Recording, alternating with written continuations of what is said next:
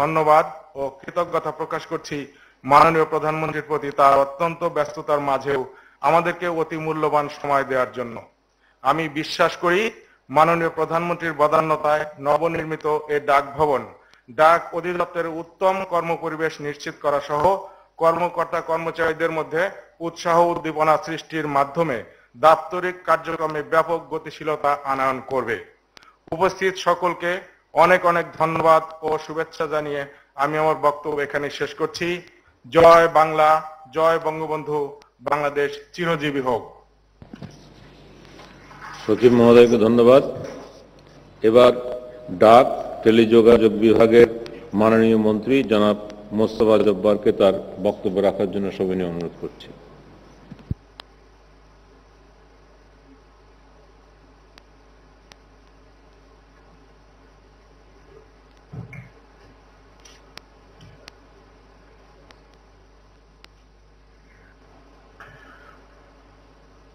আজকের এই ঐতিহাসিক মুহূর্তে মাননীয় প্রধানমন্ত্রী আপনার প্রতি সশ্রদ্ধ সালাম জানাই।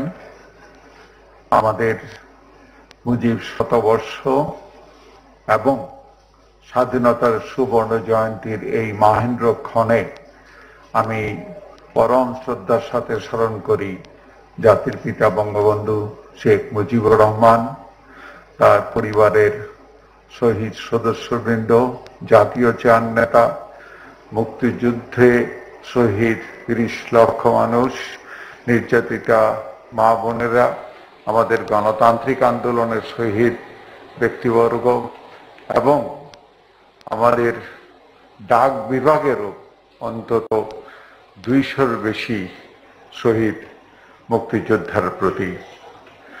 আজকে আমাদের জন্য এমন একটি দিন, যে এই দিনটির মধ্য দিয়ে মাননীয় প্রধানমন্ত্রী আপনি এমন একটি স্থাপনার উদ্বোধন করছেন। আমি বিশ্বাস করি বাংলাদেশের প্রত্যেকটি মানুষের কাছে এই স্থাপনাটি কেবলমাত্র একটি কর্মস্থল হিসেবে বিবেচিত হবে না, একটি দর্শনীয় স্থান হিসেবেও বিবেচিত হবে। নির্মাণের পর থেকে আমরা দেখেছি এই ভবনটি প্রতিটি মানুষেরই এদিক দিয়ে যারাই যায় তাদের কাছে একটা আকর্ষণীয় দর্শনীয় স্থানে পরিণত হয়েছে।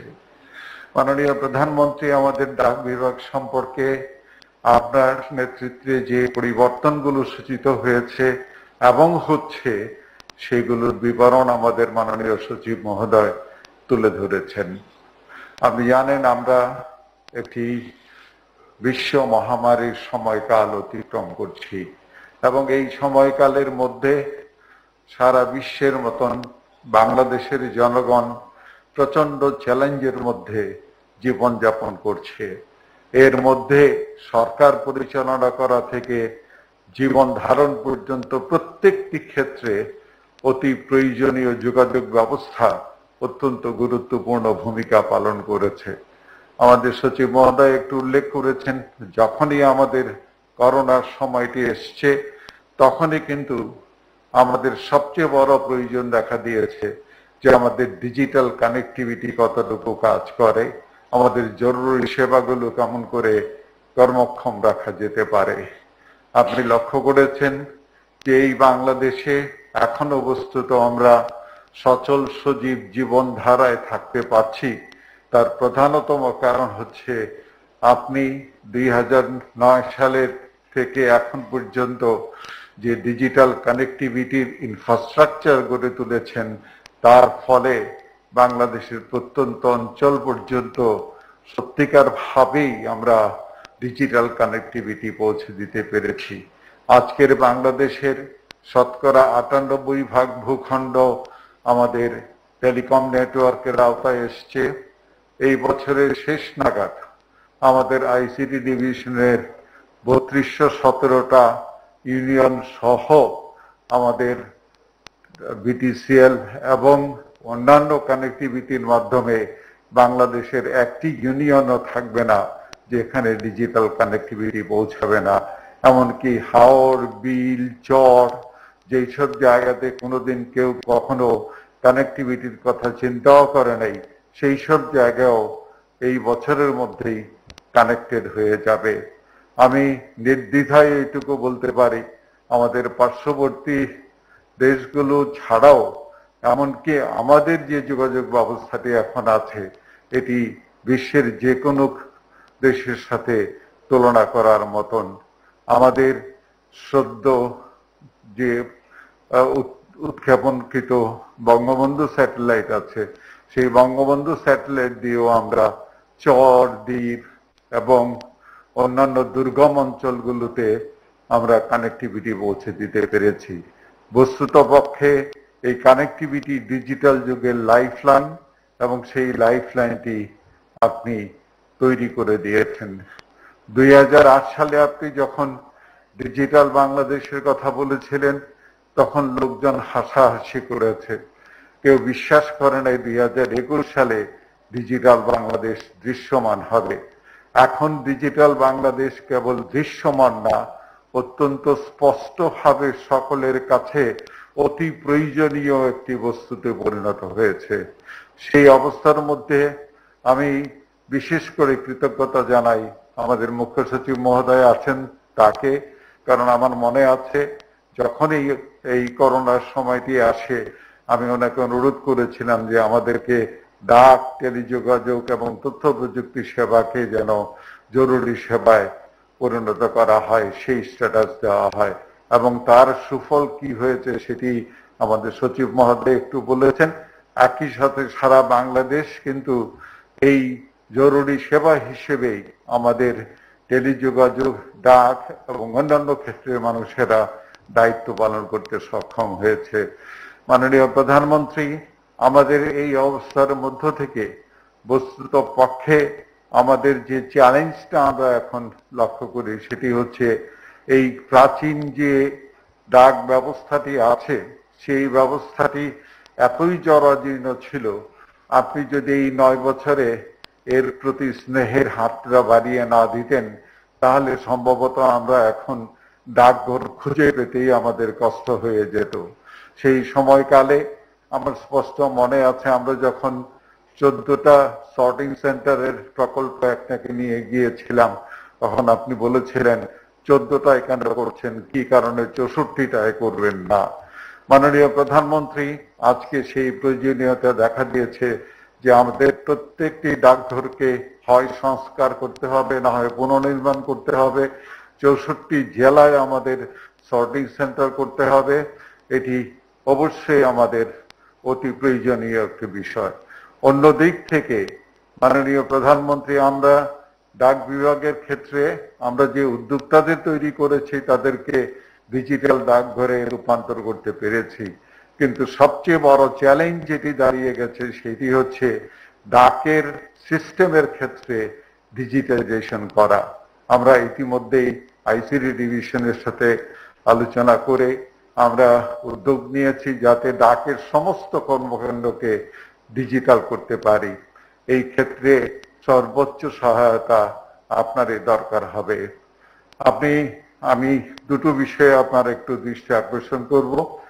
প্রথম বিষয়টি হচ্ছে আপনাকে আমি একটা সুখবর দিতে চাই। একটি সুখবর হচ্ছে আমাদের সাবমেরিন কেবল সিমিওয়ে 5 থেকে আমরা এখন সৌদি আরবে 600 জিবিপিএস ব্যান্ডউইথ রপ্তানি করি। বাংলাদেশের ইতিহাসে এটি একটি অনন্য মাইল ফলক এবং সেখান থেকে আমাদের $306 মিলিয়ন ইনকাম হয়েছে। আমাদের সিমিওয়ে 6 জাস্ট পাইপলাইনে আছে, আপনি অনুমোদন দিয়েছেন, এর কার্যক্রম শুরু হয়েছে। 23 সালের মধ্যে আসলে আমরা সেই লক্ষ্যে পৌঁছাতে পারবো যাতে সিমিওয়ে 6 কার্যকর হয়। আপনি শুনলে হয়তো একটু অবাক হতে পারেন যে করোনা কালে আমাদের ব্যান্ডউইথের ব্যবহার প্রায় দ্বিগুণ হয়ে গেছে এবং এখন অনেকেই আশঙ্কা করছেন যে আমাদের কি ব্যান্ডউইথের অভাব পড়ে যাবে কিনা। আমি আশ্বস্ত করছি না, আমাদের ব্যান্ডউইথের অভাব হবে না, কারণ আমরা দুইটি সিমিওয়ে 4 এবং 5 এর মাধ্যমে আরো প্রায় 1,500 জিবিপিএস ব্যান্ডউইথ বাড়াতে সক্ষম হব। মাননীয় প্রধানমন্ত্রী, আমি একটা ছোট্ট বক্তব্য দিয়ে আমার বক্তব্য শেষ করব। সেটি হচ্ছে, আমাদের এই ডাক বিভাগে কিছু অসহায় মানুষ কাজ করেন। এদেরকে আমরা এক্সট্রা ডিপার্টমেন্টাল এমপ্লয়ি বলি, ইডিএ কর্মচারী বলি। তারা, আমি ইতিহাস ঘেঁটে দেখেছি, মাত্র ৪৫ টাকা মাসিক বেতনে চাকরি শুরু করেছিল। ২০০৯ সাল পর্যন্ত তারা কোনো মতে ধাক্কা খেয়ে খেয়ে ৯০০ টাকা মাসিক বেতনের মধ্যে গিয়ে পৌঁছেছিল। সেইটি আপনি ৩ বার বাড়িয়ে এখন তাদেরকে ২৫০০ থেকে ৪৫০০ টাকা বেতনের মধ্যে নিয়ে আসছেন। আপনি মায়ের মতন, তাদের প্রতি আপনার একটু সহানুভূতি থাকবে। আপনি নিশ্চিতভাবে অনুভব করেন যে এই বেতনে আজকের দিনে কারো পক্ষে কাজ করাটা অত্যন্ত কঠিন কাজ। আমাদের জন্য এটি ডাক বিভাগ এখন যে রূপান্তরটা ঘটাতে যাচ্ছে, যার যে চ্যালেঞ্জটা আছে, সেই চ্যালেঞ্জের ক্ষেত্রে আমরা লক্ষ্য করেছি যে আমাদের যে জনগোষ্ঠী এখন ডাক বিভাগে কাজ করে, সেই জনগোষ্ঠীকে যদি আমরা সত্যিকার ভাবে ডিজিটাল দক্ষতা দিতে না পারি, তাহলে কেবলমাত্র প্রযুক্তি দিয়েই আমরা ডিজিটাল ডাকঘর করতে পারবো না। আমি আপনার কাছে কৃতজ্ঞ, আমাদের ডাক বিভাগ কৃতজ্ঞ, আমাদের ডাক, টেলিযোগাযোগ ও তথ্য প্রযুক্তি মন্ত্রণালয় এজ এ হোল কৃতজ্ঞ যে আপনি সময় দিয়ে আমাদের এই অসাধারণ একটি স্থাপনার উদ্বোধন করতে যাচ্ছেন। আপনার প্রতি আবারও কৃতজ্ঞতা জানাই, আপনার সরকারের প্রতি কৃতজ্ঞতা জানাই, এবং আমরা প্রত্যাশা করি আপনি আমাদের উপরে যে ভরসাটুকু রেখে ডাক বিভাগের অগ্রগতি সামনে নিয়ে যাচ্ছেন, সেই প্রত্যাশা যেন আমরা সব সময় পূরণ করতে পারি। জয় বাংলা, জয় বঙ্গবন্ধু। মাননীয় মন্ত্রী মহোদয়কে ধন্যবাদ। এবার নতুন ডাক ভবন উদ্বোধনের ক্ষণকে স্মরণীয় করে রাখার জন্য ডাক বিভাগ কর্তৃক প্রস্তুতকৃত সড়ক ডাক টিকিট অবমুক্ত করার জন্য মাননীয় প্রধানমন্ত্রীর কাছে বিনীত অনুরোধ করছি।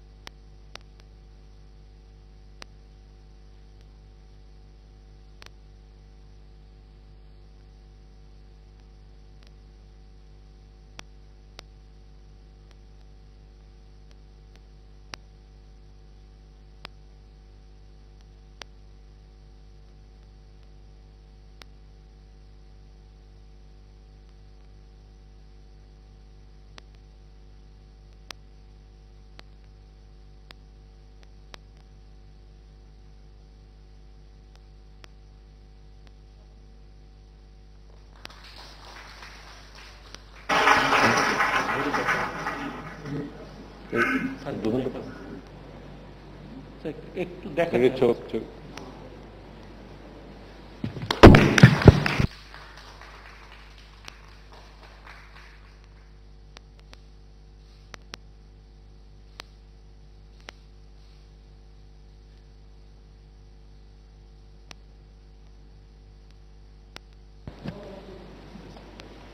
মাননীয় প্রধানমন্ত্রীকে ধন্যবাদ। এবার ডাক বিভাগের উপর নির্মিত একটি অডিও ভিজুয়াল প্রদর্শিত হবে, সেটি সবাইকে দেখার জন্য সাদর আমন্ত্রণ জানাচ্ছি। মানব সভ্যতার অগ্রযাত্রার ইতিহাসে ডাক যোগাযোগের ভূমিকা অনবদ্য ও অনস্বীকার্য। কালের পরিক্রমায় সংবাদ আদান প্রদানের ক্ষেত্রে শুরু হয় চিঠি আদান প্রদান। দ্বিতীয় বিশ্বযুদ্ধ চলাকালে 1942 সালে অবিভক্ত ভারতে আসাম বেঙ্গল পোস্টাল সার্কেল প্রতিষ্ঠিত হয়। জগন্নাথ হলের সাউথ হাউসে আসাম বেঙ্গল পোস্টাল সার্কেলের পোস্টমাস্টার জেনারেলের দপ্তর স্থাপিত হয়। আর 1945 সালে ঢাকার সদরঘাটে স্থাপন করা হয় এদেশের প্রথম জিপিও। 1950 সালে ঢাকার 0 পয়েন্টে ঢাকা জিপিও স্থানান্তরিত হয়। 1971 সালে সর্বকালের সর্বশ্রেষ্ঠ বাঙালি, স্বাধীনতার মহান স্থপতি, জাতির পিতা বঙ্গবন্ধুর আহ্বানে শুরু হয় মুক্তিযুদ্ধ। যুদ্ধকালীন সময়ে 1971 সালের 6 মে যশোরের শার্শা উপজেলার সীমান্ত সংলগ্ন গ্রাম কাশীপুরে মুজিবনগর সরকারের প্রথম সরকারি দপ্তর হিসেবে ডাকঘর স্থাপিত হয়। প্রবাসী শিল্পী বিমান মল্লিকের নকশায় 1971 সালের 29 জুলাই প্রবাসী সরকার কর্তৃক বাংলাদেশের প্রথম ডাক টিকিট প্রকাশিত হয়। মহান মুক্তিযুদ্ধের সময় হানাদার বাহিনী কর্তৃক ডাকঘর লুণ্ঠন সহ 120টি ডাকঘর জ্বালিয়ে দেওয়া হয় এবং ডাক বিভাগের 200 জন কর্মচারী কর্মকর্তাকে হত্যা করা হয়। স্বাধীনতার পর জাতির পিতা বঙ্গবন্ধু শেখ মুজিবুর রহমানের সোনার বাংলা প্রতিষ্ঠার স্বপ্নে গুরুত্বপূর্ণ অবদান রাখার প্রত্যয় নিয়ে 1971 সালের 20 ডিসেম্বর ডাক অধিদপ্তর প্রতিষ্ঠিত হয়। বঙ্গবন্ধুর অসামান্য দূরদৃষ্টি সম্পন্ন নেতৃত্বে বাংলাদেশ 1973 সালের 7 ফেব্রুয়ারি ইউনিভার্সাল পোস্টাল ইউনিয়নের সদস্য পদ লাভ করে। স্বাধীনতা পরবর্তীকালে বঙ্গবন্ধু যুদ্ধ বিধ্বস্ত ডাক বিভাগের ভৌত অবকাঠামো নির্মাণ ও উন্নয়নের জন্য ডাক বিভাগের পৃথক প্রকৌশল শাখা প্রতিষ্ঠা করেন এবং দক্ষ জনবল নিয়োগের ব্যবস্থা গ্রহণ করেন। বর্তমানে সারা দেশে ডাকঘর রয়েছে ৯,৮৮৬টি। তথ্য প্রযুক্তির উন্নয়নের সাথে সাথে ডাক বিভাগও তথ্য প্রযুক্তি নির্ভর সেবার প্রবর্তন করছে। চিঠিপত্র পার্সেল আদান প্রদান ছাড়াও ডাক বিভাগ সঞ্চয় ব্যাংক, সঞ্চয়পত্র, মানি অর্ডার ও ডাক জীবন বীমা সেবা প্রদান করছে। দেশের সকল ধরনের স্ট্যাম্প ডাক বিভাগ কর্তৃক মুদ্রণ ও সরবরাহ বিতরণ করা হয়। 2009 সালে মহাজোট সরকার ক্ষমতায় আসার পর বঙ্গবন্ধু কন্যা জননেত্রী শেখ হাসিনার নেতৃত্বে ডিজিটাল বাংলাদেশ বিনির্মাণে ডাক বিভাগ ডিজিটাল সার্ভিস সমূহ প্রবর্তন শুরু করে। 2009 সালের 30 এপ্রিল আন্তর্জাতিক চিঠিপত্র অনলাইন ইনকোয়ারি সিস্টেম, 2009 সালের 9 জুন internet based online inquiry system, 2010 সালের 1 জানুয়ারি গ্লোবাল মনিটরিং সিস্টেম চালু করা হয়। 2010 সালের 26 মার্চ মহান স্বাধীনতা দিবসে মাননীয় প্রধানমন্ত্রী কর্তৃক পোস্টাল ক্যাশ কার্ড ও ইলেকট্রনিক মানি ট্রান্সফার সার্ভিস দুটি উদ্বোধন করা হয়। 8,500টি ডাকঘরকে ডিজিটাল ডাকঘরে রূপান্তরিত করা হয়েছে। সর্বশেষ 2019 সালের 26 মার্চ মহান স্বাধীনতা দিবসে প্রবর্তন করা হয়েছে মোবাইল ব্যাংকিং সেবা নগদ। স্বাধীনতা পরবর্তীকালে ডাক অধিদপ্তরের স্বয়ংসম্পূর্ণ কোনো দপ্তর ছিল না। জিপিও ভবনের স্বল্প পরিসরে ডাক অধিদপ্তরের প্রশাসনিক কার্যক্রম পরিচালিত হতো। জনবল বৃদ্ধি ও ডাক সেবার বিস্তৃতির জন্য একটি পৃথক সদর দপ্তর স্থাপনের আবশ্যকতা জরুরিভাবে দেখা দেয় মাননীয় প্রধানমন্ত্রীর সানুগ্রহ উদ্যোগে 2014 সালের 14 জুন বাংলাদেশ ডাক অধিদপ্তরের সদর দপ্তর নির্মাণ প্রকল্প একনেক কর্তৃক অনুমোদিত হয়।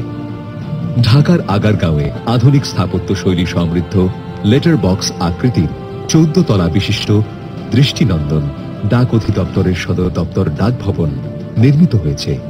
নবনির্মিত ডাক ভবনে গাড়ি পার্কিং এর জন্য রয়েছে বৃহৎ আকারের 2টি বেসমেন্ট। নবনির্মিত ডাক ভবনের প্রবেশদ্বারে শোভা পাচ্ছে জাতির পিতার সুবিশাল প্রতিকৃতি।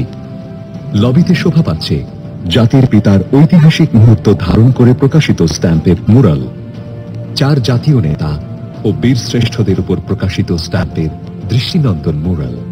এছাড়াও ডে কেয়ার, ব্রেস্ট ফিডিং কক্ষ, আধুনিক লিফট, অগ্নি নিরাপত্তা ব্যবস্থা সহ রয়েছে সুবৃহৎ কনফারেন্স রুম, বৈদ্যুতিক কক্ষ, সবুজ লন, আধুনিক আসবাবে সজ্জিত রিসেপশন জোন, ওয়ার্ক স্টেশন, নিজস্ব অডিটোরিয়াম, বঙ্গবন্ধু ও মুক্তিযুদ্ধ কর্নার সহ সুসজ্জিত লাইব্রেরি এবং সমৃদ্ধ পোস্টাল মিউজিয়াম। জাতির পিতা বঙ্গবন্ধুর সোনার বাংলা গড়ার স্বপ্ন হৃদয়ে ধারণ করে ডিজিটাল বাংলাদেশের রূপকার জননেত্রী শেখ হাসিনার গতিশীল নেতৃত্বে ডাক বিভাগ ডিজিটাল বাংলাদেশ বিনির্মাণে অদম্য গতিতে এগিয়ে চলছে।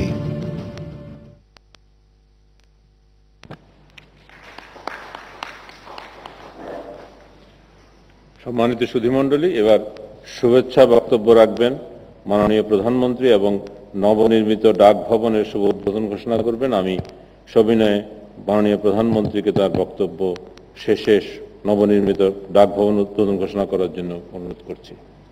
সম্মানিত সুধীমণ্ডলী, মাননীয় প্রধানমন্ত্রী।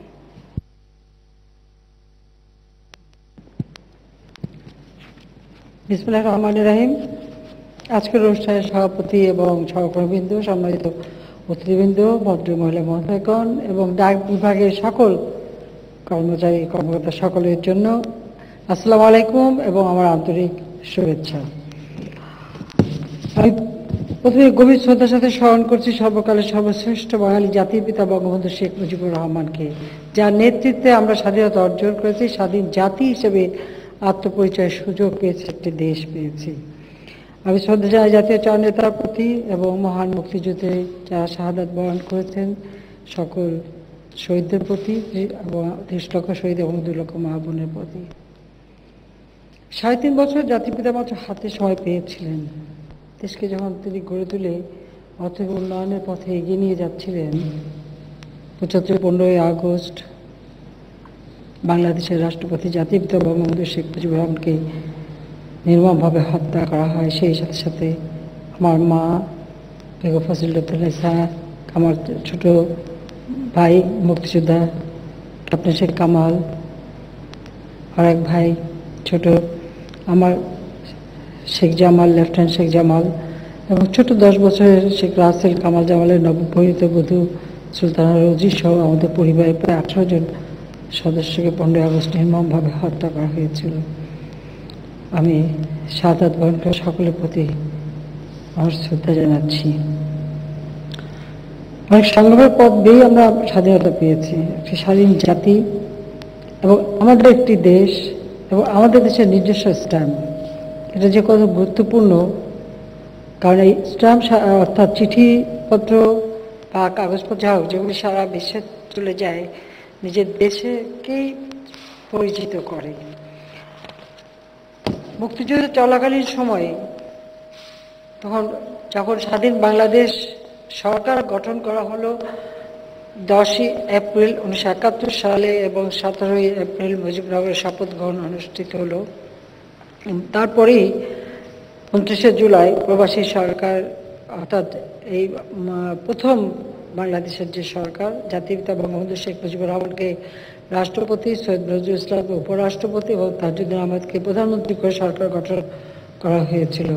স্বাধীনতা ঘোষণা দেবার সাথে সাথেই 26শে মার্চের প্রথম প্রহরে জাতির পিতা বঙ্গবন্ধু শেখ মুজিবকে গ্রেপ্তার করা হয়। কাজে উপরাষ্ট্রপতি হিসেবে অস্থায়ী রাষ্ট্রপতি সৈয়দ নজরুল ইসলাম সাহেব দায়িত্ব নেন এবং প্রধানমন্ত্রী তাজউদ্দিন আহমেদ। কাজে সেই সরকারই প্রথম 29শে জুলাই, আপনারা জানেন যে বিশিষ্ট একজন শিল্পী বিমান মল্লিক তার নেতৃত্বে লন্ডনে বসেই এই ডিজাইনটা করে এবং স্বাধীন বাংলাদেশের প্রথম ডাক টিকিট ডিজাইন করে পাঠায় এবং তৈরি করা হয় এবং 1 সেট ডাক টিকিট দেওয়া হয়। সেই সময় ওই ডাক টিকিটটা স্বাধীন বাংলাদেশ যে প্রতিষ্ঠিত একটা সরকার আছে সেই পরিচয়টাই কিন্তু বহন করেছিল। স্বাধীনতা সংগ্রাম এবং মহান মুক্তিযুদ্ধে আমাদের ডাক বিভাগের কর্মচারীদের অনেক অবদান রয়েছে, অনেক তথ্য আদান প্রদান তারা করতেন এবং সে সময় প্রায় 200-র উপরে আমাদের ডাক বিভাগের কর্মীরা তারা শাহাদাত বরণ করেছিলেন। সকলের আত্মার আমি মাগফিরাত কামনা করি। স্বাধীনতার পরপরই জাতির পিতা যখন দায়িত্ব নেন তখন ডাক বিভাগের উন্নয়নের অনেক কর্মসূচি হাতে নেন এবং পাকিস্তানি হানাদার বাহিনীর জ্বালিয়ে দেওয়া সমস্ত ডাক ঘরগুলি সেগুলি নতুন করে তৈরি করা, মেরামত করা, সারা বাংলাদেশে এটা তা চালু করার ব্যবস্থা তিনি নিয়েছিলেন। এবং সেই সময় শুধু তাই না, ডাক বিভাগের জন্য গাড়ি থেকে শুরু করে যা যা প্রয়োজনীয় সব সরঞ্জামাদি নিয়ে আসে এবং এত অল্প সময়ের মধ্যে তিনি সেই আমাদের পোস্ট অফিসগুলি তৈরি করা, সাব পোস্ট অফিসগুলি তৈরি করা, পোস্ট মাস্টারদের থাকার ব্যবস্থা সব কিছু তিনি তৈরি করেছিলেন। এবং সবথেকে বড় কথা যে 1973 সালের 7 February Bangladesh universal postal union UPU সদস্য পদ লাভ করে। এটাও একটা বড় অ্যাচিভমেন্ট ছিল, এত অল্প সময়ের মধ্যে আমরা এই সদস্য পদটা পেয়েছিলাম, যার জন্য আন্তর্জাতিক পরিমণ্ডলে বাংলাদেশ আরও সুপরিচিত হয়। ডাক বিভাগে অত্যন্ত গুরুত্বপূর্ণ, এতে কোনো সন্দেহ নাই। আমরা যখন ডিজিটাল বাংলাদেশ গড়ে তুলব সিদ্ধান্ত নিই তখন থেকে আমাদের একটা কথা প্রচলিত হয়েছিল যে তখন তো আর ডাকঘরের কোনো প্রয়োজন হবে না, ডাক বিভাগের প্রয়োজন হবে না, কিন্তু বিষয়টা তা না। আমরা তখন থেকেই একটা উদ্যোগ নিয়েছিলাম যে কিভাবে এই ডাক সেবাটা মানুষের কাছে পৌঁছানো যায় এবং সেবাটা উন্নত মানের করা যায়। 96 থেকে 2001 5 বছর ক্ষমতায় ছিলাম, এর মধ্যে যতটুকু যা করা আমরা তো করেছি এবং কম্পিউটার ব্যবহার করা বা কম্পিউটারাইজ করার ব্যাপারেও আমরা উদ্যোগ নিই এবং বেশ কিছু ব্যবস্থা নিই এবং ডাক পরিবহন ব্যবস্থার উন্নতির জন্য 29টি মেইল মোটরও আমরা সংযুক্ত করি। আর পৃথিবীর বিভিন্ন দেশের সাথে যোগাযোগ রাখার জন্য আমরা 97 সালের 1 ডিসেম্বরে দ্রব্যাদি এবং বারকোড পদ্ধতিও চালু করেছিলাম। তখন কেবল আমাদের শুরু। দ্বিতীয় দফা যখন সরকার গঠন করি 2008 নির্বাচনে জয়লাভ করে তারপর থেকে আমরা বিভিন্ন পদক্ষেপ নিই এবং 1898 সালে আইন করা ছিল, কিন্তু এই আইনগুলিকে আমরা আবার নতুন আধুনিক করার এবং নতুনভাবে করার পদক্ষেপ হাতে নেই এবং আমরা ডাকঘর আইনকে হালনাগাদ এবং সংশোধন করে ডাকঘর সংশোধন আইন 2010 প্রণয়ন করি এবং সেখানে এই আইনের 4 অনুচ্ছেদটিতে যে কথাটা উল্লেখ ছিল, জনগণকে সেবা প্রদানের কথা বিবেচনা করে রূপান্তর, বিন্যাস বা নতুন প্রযুক্তি গ্রহণ ও ব্যবহার করতে পারবে। এছাড়াও অর্থপ্রদান সুবিধা, ব্যাংকিং সুবিধা বা নিজে বা অন্য কারোর সাথে চুক্তিবদ্ধ হয়ে জীবন বীমা সেবা প্রদান করতে পারবে।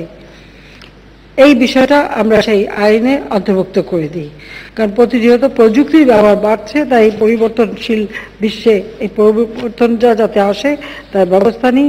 যার ফলে আমাদের ডাক বিভাগের কার্যপ্রক্রিয়া স্বয়ংক্রিয় পোস্টাল একাডেমি, 4টি পোস্টাল ট্রেনিং সেন্টার শক্তিশালীকরণ, মানব সম্পদ উন্নয়নের প্রকল্প গ্রহণ এবং বাস্তবায়ন আমরা করে যাচ্ছি। তাছাড়া ডিজিটাল সেবাটা যাতে মানুষের কাছে পৌঁছায় সেই ব্যবস্থা আমরা নেই। আমরা ডাক track and tracing, online inquiry system, postal call centre, e-commerce, electronic money transfer service বা mobile money order, postal cash card, আন্তর্জাতিক electronic money order IEMO, mobile financial service ইত্যাদি ডিজিটাল সেবা অন্তর্ভুক্ত করি এবং সেই সাথে প্রত্যেকটা ডাকঘরকে ডিজিটাল সেন্টার প্রতিষ্ঠা করবারও নির্দেশনা দিয়ে এবং ব্যবস্থা নিই এবং যে কারণে আজকে কিন্তু সেটা করা হয়েছে। তাছাড়া ডাক বিভাগে ডাক সঞ্চয় ব্যাংক, সঞ্চয়পত্র, ডাক জীবন বীমা, প্রাইজ বন্ড, বিভিন্ন রাজস্ব স্ট্যাম্প সহ বহুমুখ এজেন্সির সেবা প্রদান করে আমাদের এই ডাক বিভাগ। কাজে পোস্ট সেন্টার প্রকল্পের আওতায় দেশে প্রায় 8500টা পোস্ট অফিস বা অর্থাৎ ডাকঘর ইতিমধ্যে ডিজিটালে রূপান্তরিত হয়েছে। কারণ আপনারা জানেন যে তার আগে আমরা সমগ্র বাংলাদেশে প্রায় 5227টার মতো আমরা ডিজিটাল সেন্টার প্রতিষ্ঠা করেছিলাম। পর্যায়ক্রমিকভাবে আমরা প্রতিটি জায়গায় এই ডিজিটাল সেন্টার গড়ে তুলি, কিন্তু প্রথম শুরু আমরা করেছিলাম সেই সাথে ডাকঘরগুলিকে যাতে করা যায়। তাছাড়া আমাদের মানে ডাকঘরের পাশাপাশি এটা এখন আমাদের বিভিন্ন জায়গা হয়ে গেছে, আমরা আরও বেশি বাড়াতে চাই। আর এই ক্ষেত্রে আমরা এমনভাবে ডিজিটাল রূপান্তরিত করছি যেখানে আমাদের সামাজিক উদ্যোক্তা তারা এবং প্রতিবন্ধী মহিলা পুরুষদের কর্মসংস্থানের সুযোগ সৃষ্টি হচ্ছে। গ্রাম পর্যায়ে পর্যন্ত নতুনভাবে কাজের সুযোগ হচ্ছে এবং মানুষ অনেক ধরনের সেবা সেখান থেকে নিতে পারছে। যেমন ডিজিটাল সেন্টার থেকে সেবা নিচ্ছে, এখন ডাকঘর সেন্টার সেই ডিজিটাল সেন্টার থেকেও তারা সেবা নিতে পারে।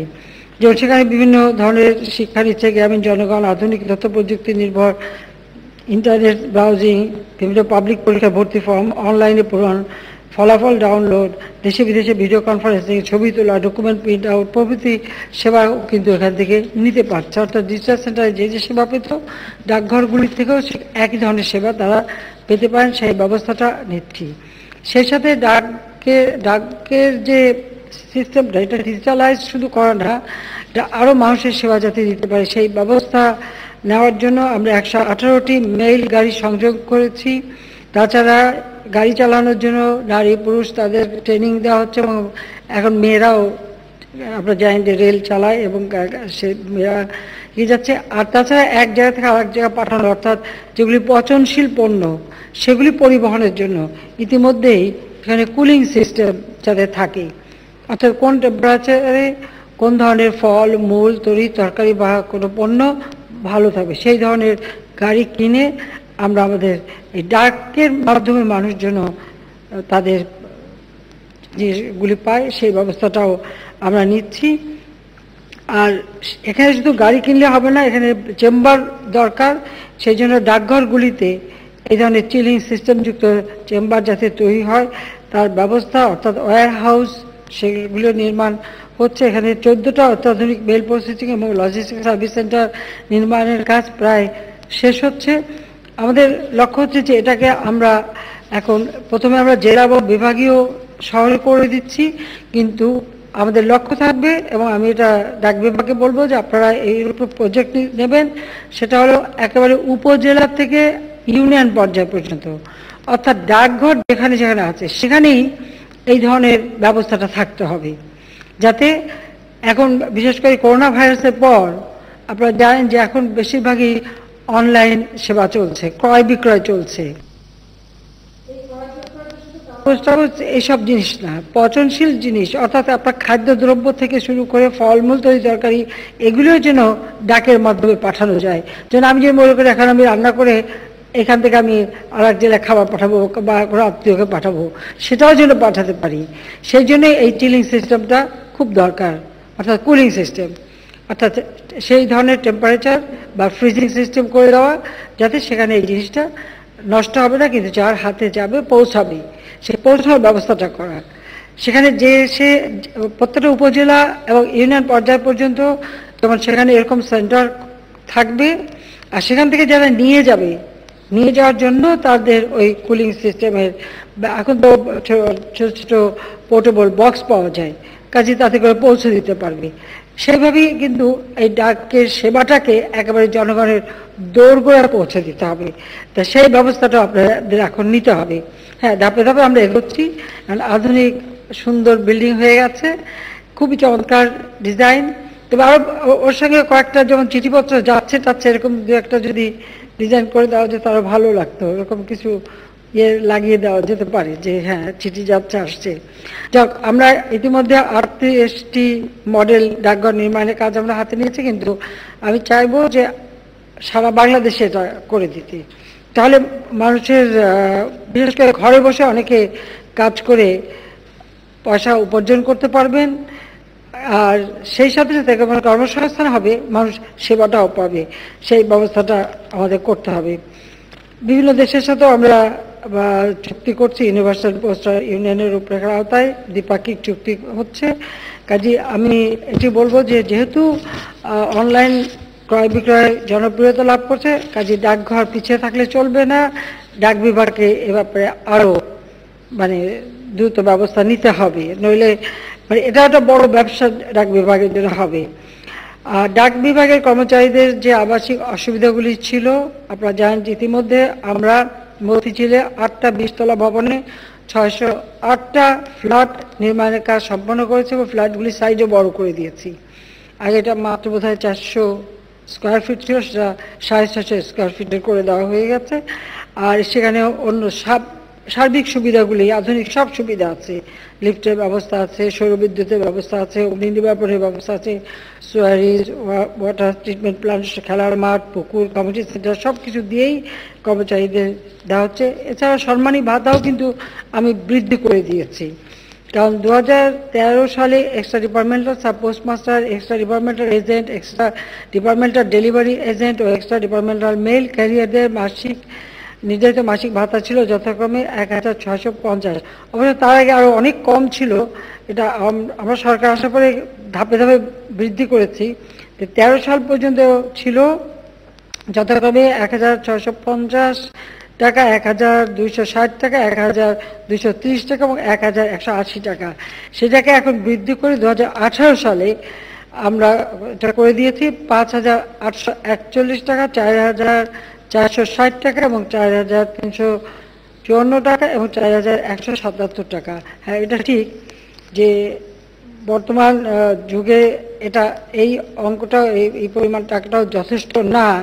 তবে এই ক্ষেত্রে আমার মনে হয় ডাক বিভাগও কিছু ব্যবস্থা নিতে পারে, যে যারা কাজ করছে তাদের কোনো ধরনের ইনসেন্টিভ, ডাক বিভাগ যেটা লাভ করবে তার একটা ছোট্ট অংশ যদি এর জন্য ব্যবস্থা করতে পারে সেটাও কিন্তু ভালো হয়। তবে সরকারের পক্ষ থেকে যেটুকু করার সেটা তো আমরা করবই এবং আমরা করে যাচ্ছি এবং পর্যায়ক্রমিকভাবে এটা বৃদ্ধি করা হচ্ছে। আমরা ইতিমধ্যে যে ভবনটা তৈরি হয়ে গেছে সেই জন্য আমরা আন্তরিক অভিনন্দন জানাচ্ছি, যেখানে সব ধরনের সুযোগ সুবিধা রেখেই উন্নত মানের এই ভবনটা হয়েছে, যাতে গ্রাহক সেবাটা বৃদ্ধি পায় আর আধুনিক প্রযুক্তি ব্যবহারটা যাতে হয় সেই ব্যবস্থাটা নিয়েছি। এবং আসলে খুব দৃষ্টিনন্দনই হবে, কারণ ওখানে অন্যান্য যে বিল্ডিংগুলি এটা তার থেকে একদম আলাদা। আসলে লেটার বক্স সবাই ভুলে যাচ্ছে, এখন তো সবাই ওই হয় SMS করে না ইমেল করে বা মেসেজ পাঠায়, তো কাজে চিঠি লেখা তো এখন অনেকটা নাই। তো এটা যাতে ভুলে না যায়, তো সেটা এই বিল্ডিংটা দেখলে সেটা মনে হবে না এটা লেটার বক্স আছে, এটাই থাকবে। কাজে সেটা আমি মনে করি আমাদের জন্য যথেষ্ট। আমি সবাইকে আন্তরিক ধন্যবাদ জানাই এবং এই নির্মাণ প্রকল্পের সাথে যারা ছিলেন তাদের সবাইকে আমার আন্তরিক অভিনন্দন জানিয়ে আমি আমাদের ডাকঘরের ডাকঘরের ভবন এর শুভ উদ্বোধন, নবনির্মিত ডাক ভবন এবং এর শুভ উদ্বোধন আমি ঘোষণা করছি। সেই সাথে স্মারক ডাক টিকিটও আমি করে দিয়েছি। কাজে আমি এই ডাক ভবনের উদ্বোধনে সবাইকে আন্তরিক অভিনন্দন জানাচ্ছি। চমৎকার একটা বিল্ডিং, সবাই দেখবে।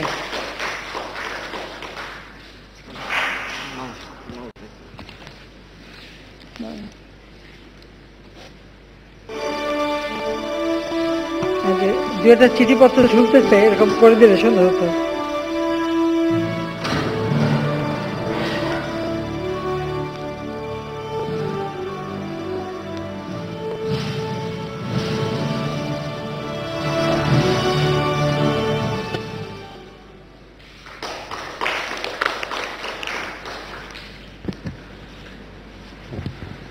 মাননীয় প্রধানমন্ত্রীকে ধন্যবাদ। উপস্থিত সমবেত সুধীমণ্ডলীকে ধন্যবাদ জানিয়ে মাননীয় প্রধানমন্ত্রীর সানুগ্রহ অনুমতিক্রমে অনুষ্ঠানের সমাপ্তি ঘোষণা করছি।